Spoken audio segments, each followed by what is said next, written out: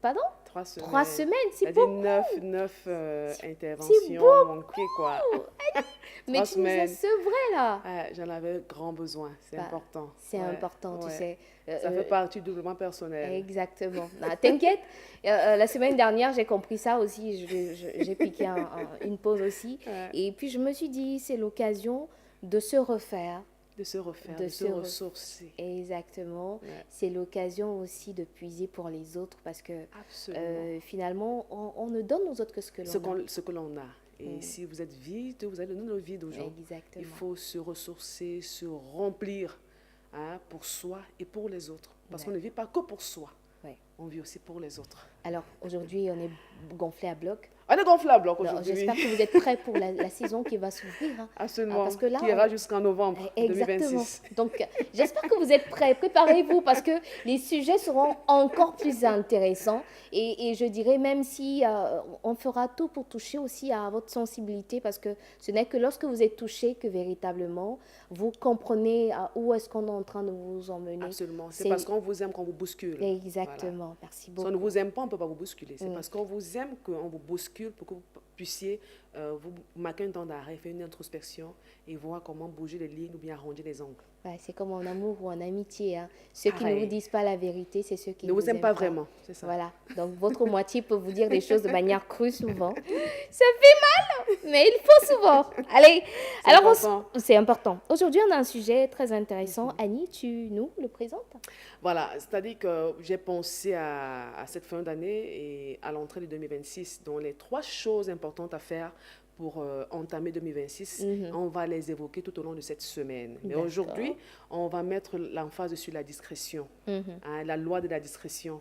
Un allié sûr pour 2026, chers amis téléspectateurs. Donc, pendant que vous êtes en train de faire le point, faites le temps que vous fassiez une auto-évaluation sur tous les aspects de votre vie concernant 2025. Vous pensez déjà intégrer la loi de la discrétion si vous ne l'aviez pas fait depuis. Et si vous l'aviez fait, voir comment améliorer pour 2026. Parce que c'est très, très important d'intégrer la loi de la discrétion. Absolument. Et qu'est-ce qu'on entend même par discrétion? Oui, commençons par là. Parce que moi, j'étais tout tuée. Je vous ai nommé. Voilà. La discrétion, pour faire simple, chers amis téléspectateurs, c'est déjà bonjour. Hein. J'ai failli oublier. Non, cela. En fait, les habitudes. J'ai failli. C'est vrai que tout ce que j'ai dit en amont, c'était une façon de vous dire bonjour, de vous passer le bonjour. La discrétion, c'est tout ce qui, c'est cette qualité qui vous donne d'être réservé et prudent dans vos prises de parole et dans vos actions. Vous comprenez? Et même dans l'interaction avec les autres. Voilà, c'est cette attitude qu'il faut avoir, c'est-à-dire que cette retenue, bien cette réserve, hein, cette prudence à avoir dans vos prises de parole, dans les actions quotidiennes et dans l'interaction avec les autres. Voilà. Et voilà. Et cette discrétion a plusieurs caractéristiques.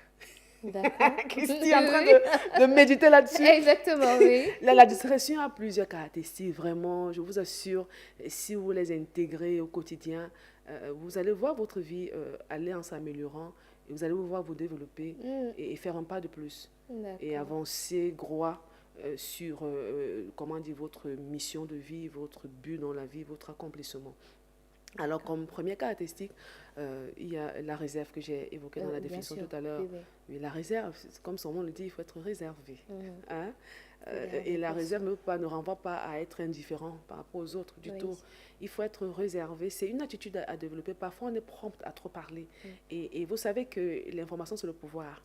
Et si vous êtes prompt à trop parler, ceux qui ne vous veulent pas de bien vont puiser là-dessus pour faire des choses pas du tout joli. Voilà. Donc, il y a cette réserve, il y a la prudence. Bien sûr. De toute façon, comme je disais encore à quelqu'un il y a quelque peu, on ne détruit pas ce qu'on ne connaît pas. C'est ça.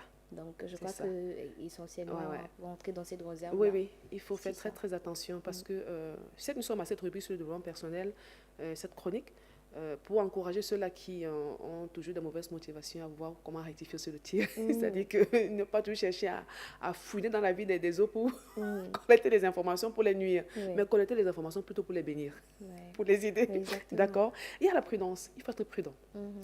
Dans la discrétion, l'une des caractéristiques, c'est la prudence. Il faut être prudent.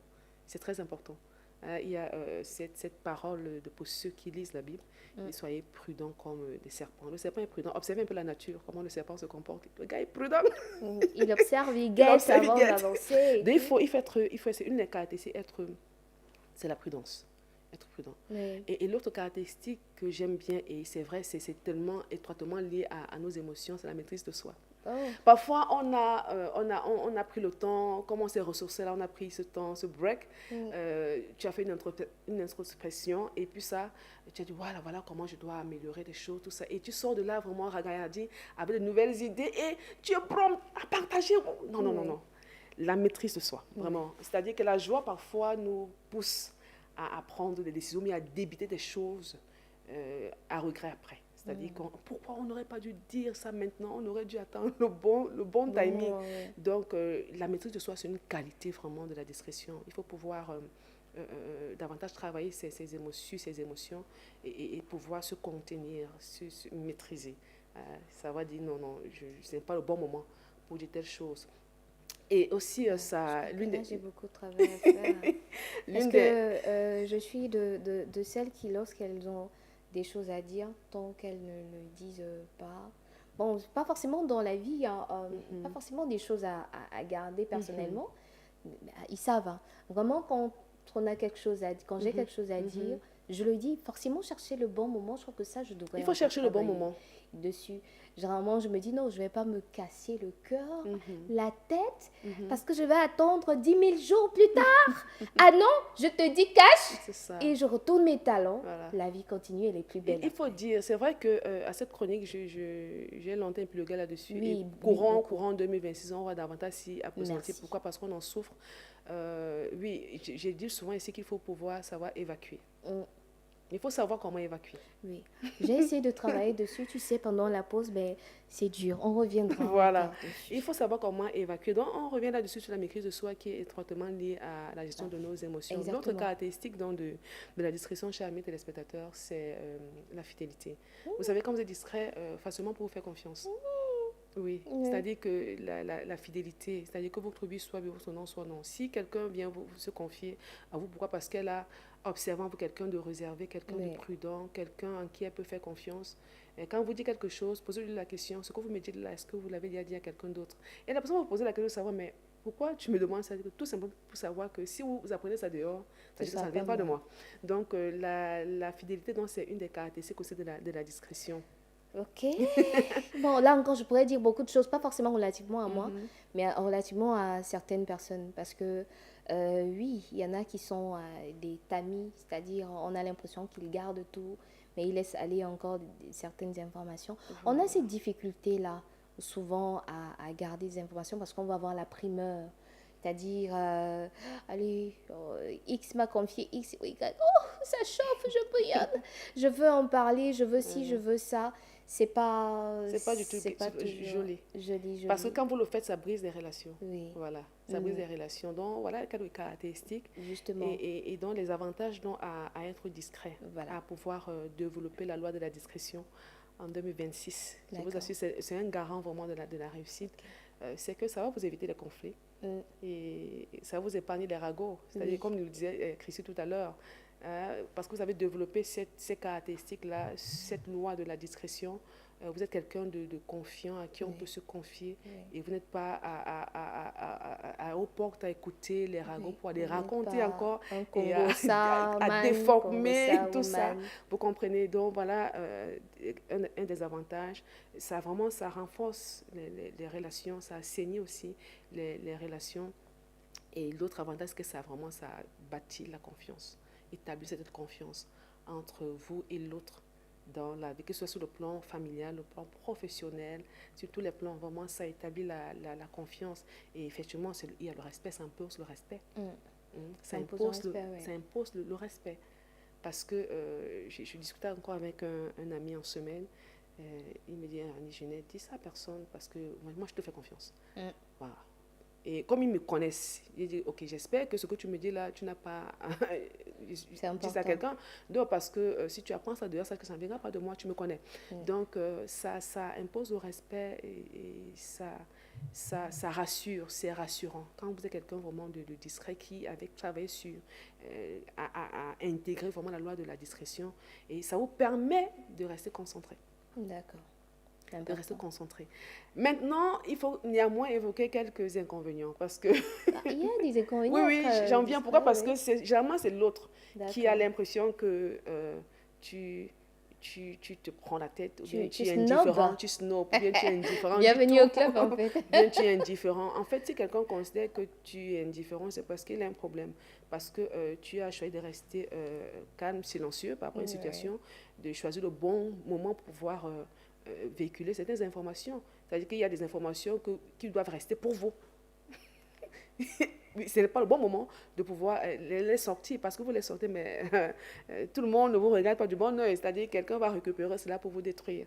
Et alors, cette personne va dire, vous êtes indifférent, vous êtes insensible. Pourtant, ce n'est pas ça. C'est que vous avez juste choisi de garder le silence et de ne pas parler à tout va. C'est-à-dire que de savoir quand dire, quoi dire au bon moment. Certains iraient même jusqu'à vous taxer d'hypocrite. Exactly. C'est-à-dire que vous ne parlez pas, et puis parce que vous ne parlez pas, on ira exactly. vous cacher. C'est parce que ces personnes n'arrivent pas à vous cerner, en fait. Voilà, et c'est une force. Il faut parler, mais savoir quand parler et quoi dire. C'est important. Savoir quoi dire et quand le dire. Chers amis téléspectateurs. Et l'autre inconvénient, ce qu'on peut appeler inconvénient, c'est en fait, l'autre va dire que tu ne communiques pas. Il y a un problème de communication. Non, pourtant, je communique, c'est-à-dire que tu vas communiquer, mais tu choisis quoi dire, quand le dire et comment le dire. Quoi dire, quand le dire et comment le dire. Et souvenez-vous, j'ai longtemps épilogé là-dessus, ici, là, à votre chronique sur le développement personnel, il dit que tous les choix ont des conséquences. Donc, c'est vous qui décidez, en fait. Si je dois parler maintenant, bien sûr, je ne vais pas parler, c'est moi qui décide. Chers amis téléspectateurs. Donc, voilà vraiment, pour reprendre, vraiment pour entrer dans cette nouvelle saison, ce à quoi j'ai pensé pour vous en cette première sortie de votre chronique sur le développement personnel, ou ce 15 décembre 2025. La loi de la discrétion, un allié sûr, vraiment travailler sur ces caractéristiques-là. Si vous êtes trop à chercher toujours à écouter aux portes, à raconter, à prompt, à donner les informations vous concernant, il est grand temps de marquer un temps d'arrêt, de faire table rase, de faire une introspection et vous dire, ok, dès 2026, là vraiment, il va falloir que je fasse très attention sur ce qui sort de ma bouche, la parole. Et quoi dire, quand le dire, comment le dire, vraiment pratiquer vraiment cela, intégrer la loi de la discrétion. Voilà, c'est un allié sûr. Exactement, c'est un allié sûr. J'ai quand même envie d'en rajouter que ça ne vous épargnera pas. Ça ne va pas vous épargner du fait d'être un peu souvent mis à l'écart de notre société. Toujours. Ça, il faut pouvoir l'intégrer, se préparer psychologiquement par rapport à cela. Pourquoi? Parce qu'en fait, la personne qui va chercher à vous mettre à l'écart, c'est parce qu'elle s'est rendue compte qu'elle n'arrive à vous cerner à... souvent même à vous manipuler. Exact, oui, puisque quand on a l'information, soit c'est pour vous regarder avec des dents, soit c'est pour vous mettre à l'écart, soit c'est pour vous saquer davantage et dire voilà, non, voilà son point faible, voilà c'est qu'elle est tout ça. Je ne suis pas en train de dire qu'il ne faut pas être vulnérable, mais il faut savoir connaître le bon timing pour savoir quoi dire, quand le dire et comment le dire, tout simplement. Bon, merci beaucoup, Annie. C'est moi, Christine. Avant de te raccompagner, peut-être une dédicace à toutes ces personnes qui sont reconnues dans nos familles comme étant le haut-parleur aussi souvent de nos... Parce que s'il faut parler de discrétion, il faut parler aussi de l'opposé, c'est-à-dire ces personnes qui savent souvent répandre les informations, les nouvelles. On en a presque dans chacune de nos familles. Oui, à ça. Et raconter détruit. Exactement. Raconter détruit. Il faut faire attention. Si vous êtes dans ce cas, vraiment, faites tout pour qu'à l'entame de 2026, vraiment, vous ayez pris cette résolution de ne plus être du côté de ceux-là qui racontent pour détruire. Big dédicace à vous ce matin. Allez, merci Annie. Je te souhaite une belle journée, belle semaine. Merci. Et une bonne entrée aussi dans cette période festive-là. C'est ça. Voilà, et donc on est ensemble. On est ensemble. Et à mercredi, on parlera de la loi de l'humilité. Wow. Qui est notre allié sûr. L'humilité précède de la la gloire. gloire. Et bah, ça me rappelle un groupe là quand même, la harpe de David. David. Voilà, je crois. À une époque là, j'écoutais. Voilà. Allez, belle journée, à plus tard. Pareil, à plus tard. Alors, le temps qu'il nous retrouve